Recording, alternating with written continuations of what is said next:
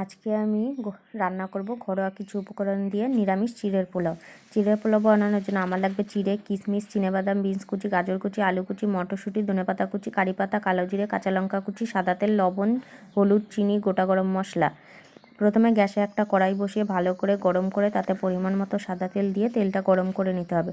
তেলটা গরম হয়ে গেলে চিনেবাদামগুলো দিয়ে ভালো করে নেড়ে চেড়ে লালচে করে ভেজে একটা বাটিতে তুলে নিতে হবে। এরপর ওই তেলের মধ্যেই কিশমিশ দিয়ে ভালো করে নেড়ে চেড়ে ভেজে একটা বাটিতে তুলে নিতে হবে।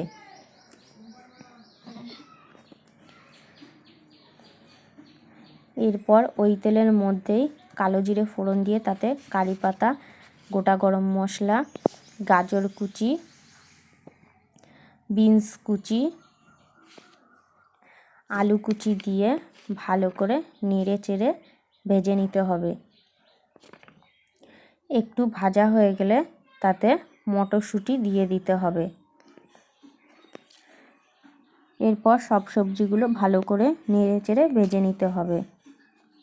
সবজিগুলো একটু ভাজা ভাজা হয়ে আসলে তাতে পরিমাণ মতো লবণ দিয়ে ভালো করে নেড়ে চেড়ে ভেজে নিতে হবে। সবজির সাথে ভালোভাবে লবণ মিশে গেলে তাতে পরিমাণ মতো হলুদ দিয়ে ভালো করে নেড়ে চেড়ে ভেজে নিতে হবে।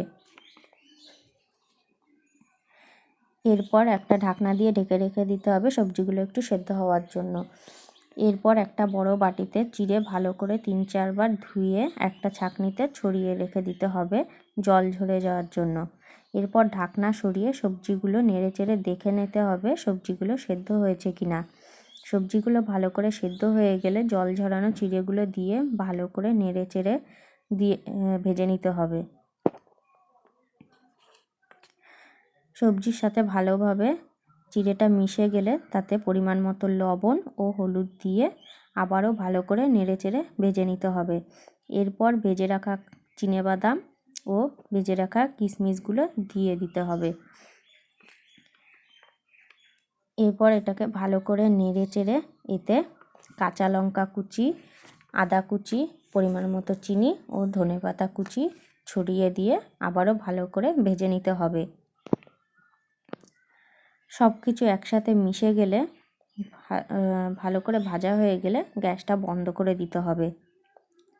এরপর কড়াইটা নামিয়ে নিতে হবে। এরপর একটা পাত্রে পোলাওটা নামিয়ে নিতে হবে। এরপর প্লেটে করে পোলাওটা পরিবেশন করতে হবে।